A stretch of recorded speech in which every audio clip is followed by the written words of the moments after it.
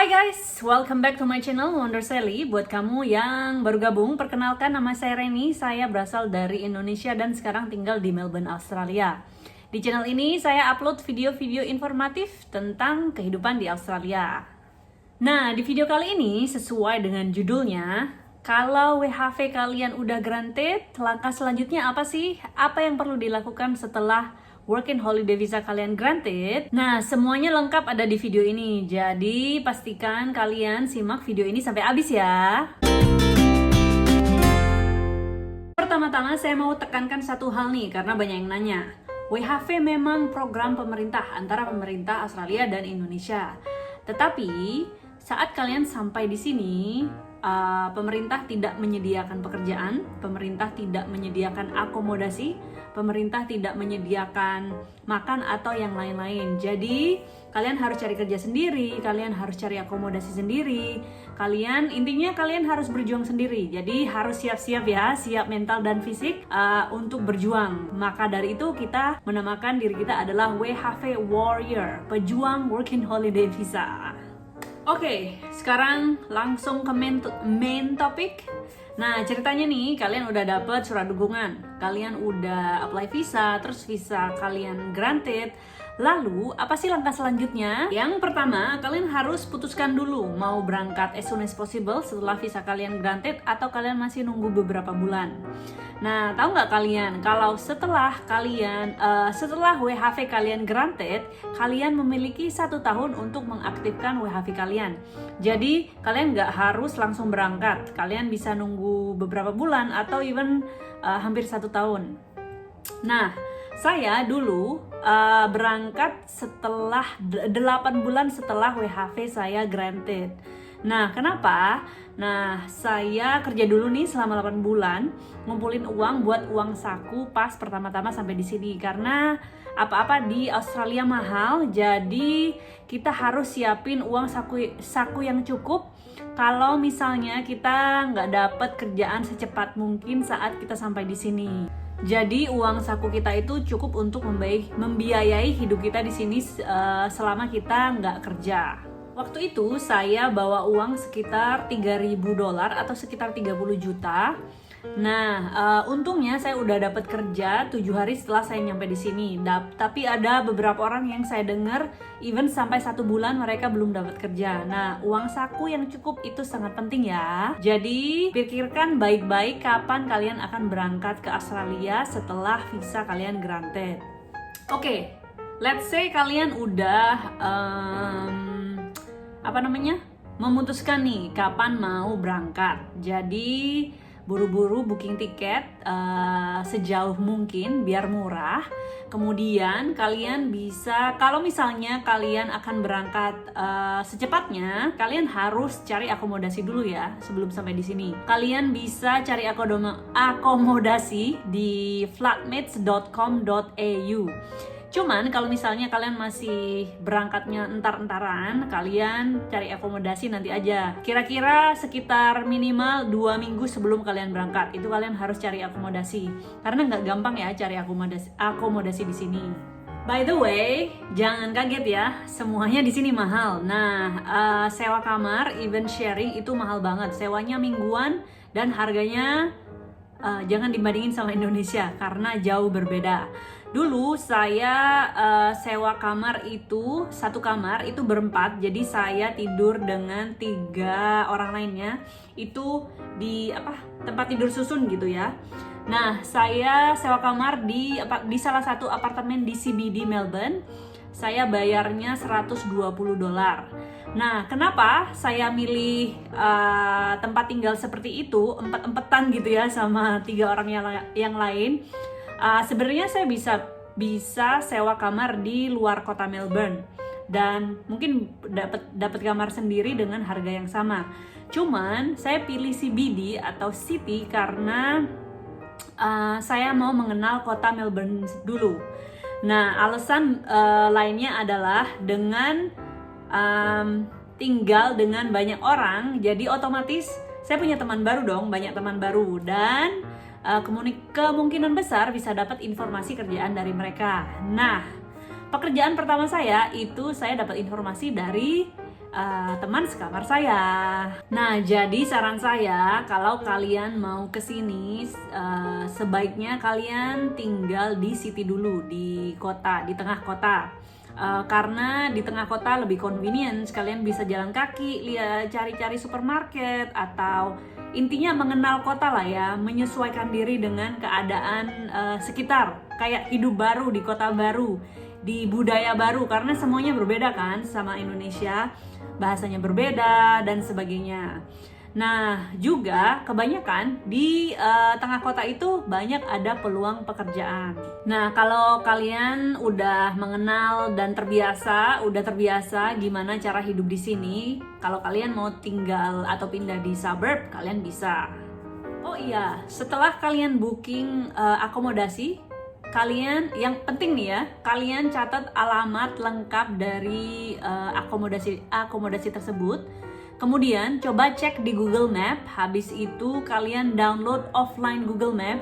Jadi pas kalian sampai di sini, kalau kalian nggak ada internet, karena pakai data dari Indonesia ke sini kan mahal ya roamingnya. Jadi kalian bisa pakai Google Map, offline Google Map tadi untuk cari alamat tersebut. Nah, oke, misal kalian udah punya tabungan, udah booking tiket, udah booking akomodasi, apalagi ya, udah siap lah ya, udah tenang mau berangkat, tinggal berangkat aja. Kemudian, apa langkah selanjutnya? Nah, kalau kalian masih ada waktu sebelum berangkat, sebaiknya kalian bekali diri dengan skill yang dibutuhkan oleh Australia. Nah, untuk detailsnya kalian bisa tonton video saya tentang persiapan sebelum berangkat ke Australia di sini, oke? Oke, next, ceritanya kalian udah berangkat, udah di pesawat. Nah, kalau misalnya ini merupakan pengalaman pertama kalian ke luar negeri, kalian perlu tahu bahwa saat di pesawat atau sebelum nyampe ke tujuan, kalian harus mengisi 2 form. Satu, arrival form, itu isinya tentang data lengkap, kalian akan tinggal di mana, kalian naik pesawat apa nyampainya, tujuan kalian apa, dan sebagainya. Kemudian form kedua adalah declaration form. Itu tentang hal-hal bawaan kalian. Misalnya apakah kalian bawa banyak uang cash, atau kalian bawa rokok, atau kalian bawa bahan-bahan yang terbuat dari binatang dan sebagainya. Kalian harus isi semua form tersebut. Setelah sampai di Australia, kalian keluar pesawat nih ceritanya. Nah, kalian ikuti aja sign-sign dari airport, misalnya ke baggage claim dan sebagainya, atau exit dan sebagainya. Nah, pas kalian berada di gate immigration, ini ceritanya gate imigrasi untuk masuk ke Australia. Nah, kalian akan bertemu dengan petugas imigrasi. Lalu petugas imigrasi ini akan mengecek paspor kalian, visa kalian, 2 form yang tadi itu. Terus mereka akan tanya-tanya dikit nih tentang kalian. Wah, paling pertanyaannya gampang, kayak mau apa ke Australia, terus kenapa di Australia, atau tadinya kerja apa, di Australia mau kerja apa, kayak gitu. Gampang lah pokoknya. Nah, setelah melewati petugas imigrasi, gampang deh, kalian tinggal ambil bagasi kalian. Kemudian kalian bisa menuju tempat tujuan kalian. Untuk kalian yang menuju Melbourne, nah saya kasih tahu nih, kalian kalau misalnya kalian mau ke CBD ya, kalian bisa cari Skybus namanya. Itu kalau kalian udah dapet bagasi, kalian tinggal keluar. Di luar gate akan ada pos Skybus. Jadi kalian bisa beli tiket di sana. Harganya sekitar $20 kalau ke CBD. Kemudian kalian juga bisa beli online ya tiket Skybus tersebut. Oke, setelah sampai tujuan, kalian udah di tempat tinggal kalian yang baru. Kenalilah daerah sekitar kalian. Jalan-jalanlah, jalan kaki, cari supermarket, cari perpustakaan, cari bank terdekat, warung Indonesia, cari train station dan sebagainya. Kenali public transportasi, kayak di Melbourne ada tram, ada train, ada bus. Mungkin bisa coba-coba naik kereta atau naik tram, naik bus. Kalau di Sydney kalian bisa naik bus, dan kereta, dan sebagainya. Nah, sambil mengenal dan menikmati rumah baru kalian ceritanya, atau daerah tempat tinggal kalian, kalian harus melakukan beberapa hal penting sebelum kalian mencari kerja. Nah, detailnya ada di video ini. Nah, setelah kalian mengikuti langkah-langkah yang saya sebutkan di video yang sebutin tadi, kalian ceritanya udah punya semuanya nih, udah punya TFN, udah punya nomor handphone, udah punya superannuation, udah punya bank account, udah punya yang lain-lain, udah siap nih ceritanya cari kerja. Lalu gimana cara cari kerja di Australia? Nah, semuanya ada di video ini.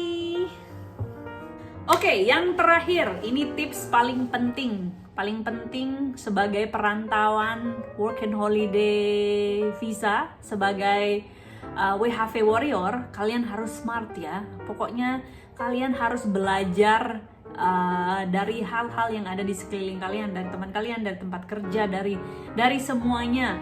Karena kalian di sini sendiri, berjuang sendiri. Hidup di Australia itu beda banget sama hidup di Indonesia. Di sini lebih susah, lebih keras, semuanya perjuangan sendiri. Jadi intinya jangan mengandalkan orang lain untuk membantu kalian. Jadi kalian harus berjuang sendiri.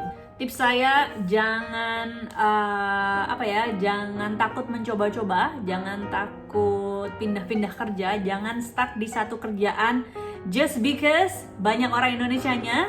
Jangan stuck bergaul sama orang Indonesia doang, karena kita di Australia, ngapain jauh-jauh ke Australia, gaulnya sama orang Indonesia aja. Nah, kalian harus membuka diri untuk berkenalan dengan orang lain dari negara lain, mengenal budaya mereka, berteman dengan mereka. Itu akan open your mind, membuka pikiran kalian. Jadi pikiran kalian tuh akan luas, karena kalian akan belajar dari orang-orang yang berbeda, yang memiliki kepribadian yang berbeda, yang memiliki culture yang berbeda. Itu akan membuat kalian lebih pintar, lebih berwawasan, dan lebih smart pokoknya. Jadi apapun itu, susah, seneng, dan sebagainya, jangan dibandingin Indonesia. You are in Australia, just enjoy your journey, enjoy your life here. Kalau kalian memang benar-benar suka adventure, this will be one of the best experience in your life, okay? Oke lah ya, itu dulu untuk video kali ini. Semoga video ini berguna buat kalian yang udah siap-siap mungkin udah nggak sabar ya mau berangkat ke Australia. Saya doakan semoga kalian WHV kalian granted, dan semoga kalian menikmati kehidupan di Australia, susah dan senang. Seperti biasa, kalau ada pertanyaan, kalian bisa tinggalin di kolom komen di bawah.